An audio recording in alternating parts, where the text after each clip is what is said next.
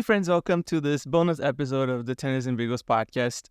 This is recorded some 12 hours after the women's final took place in Melbourne at the Australian Open, where Aryna Sabalenka defeated Qinwen Zheng 6-3, 6-2 and defended her AO title and just won her second Grand Slam title before she turned 25, which apparently was a thing that she wanted to do. So congratulations, Sabalenka. That was a really interesting, pretty dominant, actually, run to the title this year. This was also Zheng's first final at a Grand Slam level. She has pretty much had a bit of a breakthrough last year. Nobody really expected her to really win this match against Sabalenka for some reasons, because of the draw that she's had and because of the form that Sabalenka was really showing throughout this tournament. But it was still a bit of a match. You showed a few, good things from Zheng on her side of the net, and more of the same of Aryna Sabalenka, just essentially just playing as well as she's ever played. Her serve stats were pretty good. They were not exceptional in a way, but it was very controlled. She really played within herself. She's won 84% of her first serves throughout this match. She only served 67%, which is actually kind of pretty high off first serve, but Zheng, on the other hand, served a little bit less, like at 53%, won 74% of her first serves.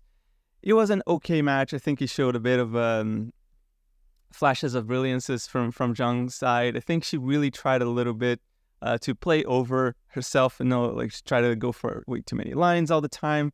I think she tried to be overly aggressive at some points. Of course, Sabalenka really forced the issue. She really got a lot of good forced errors that allowed her to get the breaks and stay ahead. And just overall, throughout the entire match, basically played flawlessly. She played, calmly. She kind of believed in herself. She never really had a belief that she wasn't really going to win this match. Even at the last game of the match, when it was 5-2 and Sabalenka had a triple match point, that was pretty much the only time that she kind of let her level drop a little bit. All the rushes that come in with, being a point away from winning another Grand Slam title. I can only imagine what this feels like, but, it's definitely something that is known that, closing a match, especially like this, is not an easy feat. And I think she hit like 2 unforced errors, and then I think Zheng hit a drop shot winner to save one of those match points, I believe.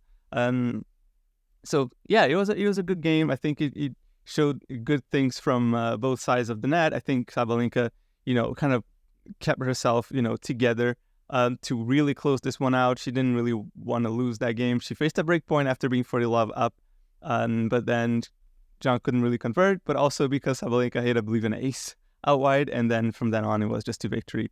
I think this is really good for Sabalenka in general, because she has had problems in the past about closing matches, closing difficult matches, closing matches that she should have won, but then and I'm pretty much looking at that Roland Garros semifinal she played against Karolina Muchova last year. I think this could do wonders. Being a multiple-time Grand Slam champion, played within herself, really understood that she didn't really need to be going for every shot, for every line, for all the winners. Played extremely aggressive, don't get me wrong, but she didn't really overplay it, which I think is the most important part in that regard. And when it comes to Zheng, I think that she probably just tried a little too hard. I think that's honestly my honest opinion. So disclaimer, just kind of wasn't able to wake up at 3:30 a.m. to watch the whole match, so I caught from the second last game at like 5-2 in the first set up until the end of the match. So this is, it's probably like around like half of the match that I got to watch, but still, I do think that Zheng had a little bit of had a few issues about, regarding her serve. I think she double faulted a few too many times. She had a 6 aces to 6 double fault ratio in the match, and that's not necessarily something that is overly terrible. Like in that regard, some people manage to win a lot more matches with even worse stats like this. But the problem is that they kind of came in clusters, and Zheng would double fault like 2-3 times in a row. And that didn't make her games any easier. And her first serve percentage was a bit low as well, as a 53%. She won 74% of her first serves, but whenever she, had a second serve, Sabalenka just kind of went for it. And I think the way that she was aggressive, Sabalenka was aggressive on the second serve return, was really good because she didn't really aim for any like small targets. She just really always aimed for really large targets. But she also just injected a lot of pace, took it ball really early, and I think that kind of just worked wonders for her. So yeah, it's going to be very interesting to see like what her season goes on. For now, I think that this, as I said, this slam title should give Sabalenka even more confidence than I guess we thought that she had gained last year to win, more majors throughout the year. I think she's on the course to maybe become number one again this year and maybe win another Grand Slam title. Why not? But also worth mentioning that I think Sabalenka has reached at least the semifinals in every Grand Slam since US Open 2022. So that's pretty huge.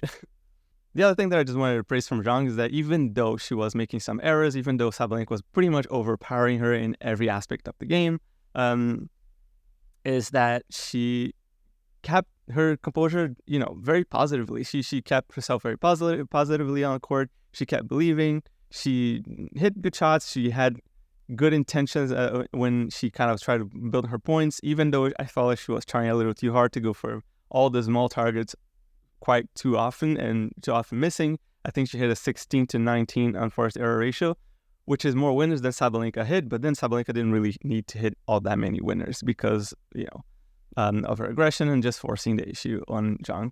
But I do like that she tried really hard until the end, and she wasn't really happy just to be there. She was clearly disappointed in the trophy ceremony. She, really wanted to win. She really tried to go for the break at 5-2 down.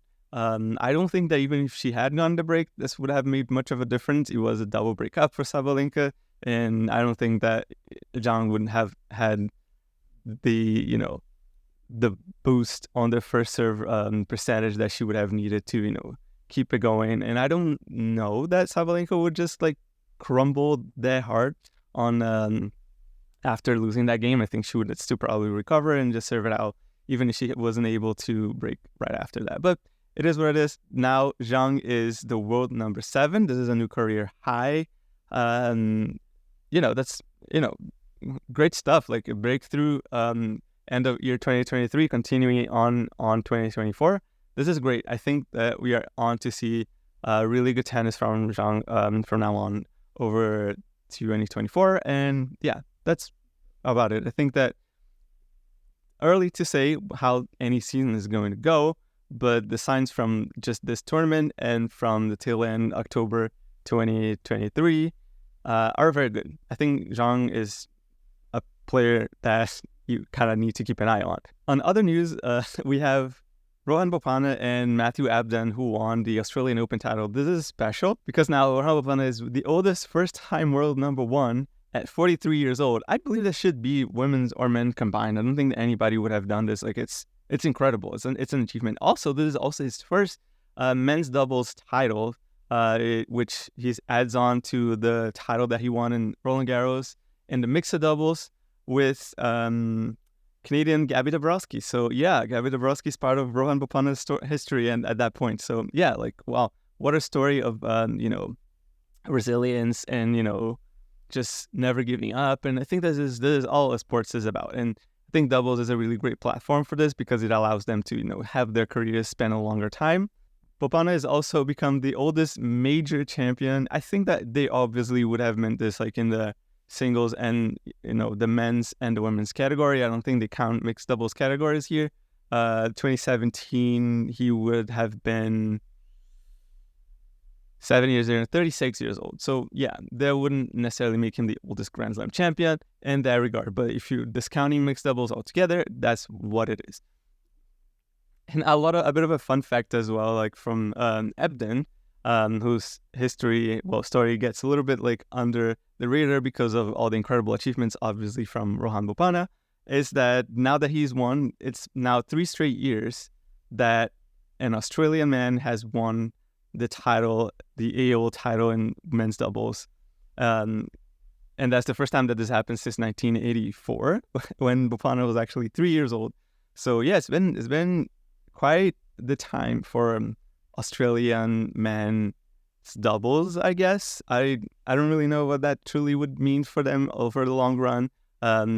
It probably is a bit of a renaissance, like in terms of Australian tennis. Now we had Ash Barty doing all the things that she did, and Alex de Minaur also, reaching the top 10 for the first time and playing really great tennis.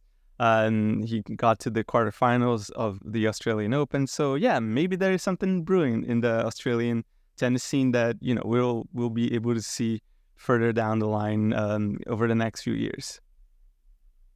And just one last note of something that also happened. I'm not sure if it was this Saturday or it happened over on Friday as well, but Diede de Groot, probably butcher her name, but the wheelchair tennis player from the Netherlands is on now a 14 major winning streak, which is absolutely insane. It's obviously like wheelchair tennis doesn't get as much, airtime. I think it's really fun to watch. I think it's a really great sport. I think it's, just great stories all over the place. Like it's you can't not admire these people, these athletes, for what they're doing. And yeah, I've tried once wheelchair tennis, and hitting the ball is not that difficult. You get used to it for a little bit, like very easily if you play tennis before. Problem is moving. Moving on a wheelchair is absolutely not something that I was able to do at all.